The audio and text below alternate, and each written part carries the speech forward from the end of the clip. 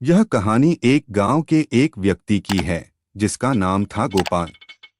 गोपाल गांव में सबसे आलसी और मूर्ख व्यक्ति माना जाता था। वह हमेशा दूसरों का मजाक उड़ाता था और कोई भी काम ठीक से नहीं करता था। उसे अपने आलस और मूर्खता पर गर्व था और उसे लगता था कि जीवन इसी तरह से बिताना चाहिए। एक दिन गांव के मुखिया ने एक महत्वपूर्ण बैठक बुलाई। बैठक में यह निर्णय लिया गया कि गांव में एक नया तालाब खोदा जाएगा ताकि सबके लिए पानी की व्यवस्था हो सके। मुखिया ने सभी गांव वालों को मिलकर काम करने को कहा।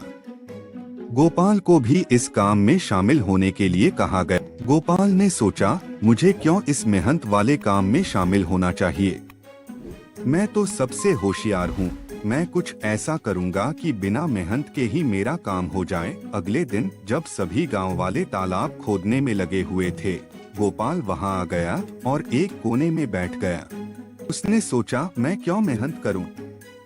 मैं तो सिर्फ इंतजार करूंगा और देखूंगा कि कैसे ये मूर्ख लोग मेरे लिए भी काम कर देते हैं। कुछ समय बाद गांव वाले गोपाल की तरफ देखे और उसकी ओर इशारा करते हुए बोले, देखो गोपाल कितना चालाक है। उसने हमारे काम को समझा और वह आराम कर रहा है। चलो हम उसके हिस्से का काम भी कर देते हैं। और वे गोपाल के हिस्से का काम भी करने लगे। जब तालाब खोदने का काम पूरा हो गया तो मुखिया ने सबको धन्यवाद दिया और कहा, अब सभी लोग घर जाएं और आराम करें। गोपाल बहुत खुश था कि उसने बिना कुछ किए ही सबका काम करा लिया। लेकिन अगले दिन जब तालाब में पानी भरना शुरू हुआ तो गोपाल को एहसास हुआ कि तालाब में सबसे कम पानी उसके हिस्से में था। जो लोग मेहनत कर रहे थे उनके हिस्से में अधिक पानी था, क्योंकि उन्होंने अपना काम ठीक से किया था।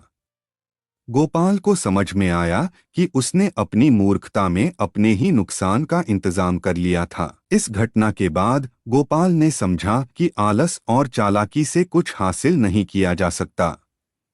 उसने ठान लिया कि वह अब से मेहनत करेगा और अपने हिस्से का काम खुद करेगा। इस प्रकार गोपाल ने अपनी मूर्खता से सबक लिया और एक समझदार और मेहनती व्यक्ति बन गया। इस कहानी से हमें यह सीखने को मिलता है कि आलस और चालाकी से बचकर मेहनत और ईमानदारी से काम करना ही सही मार्ग है।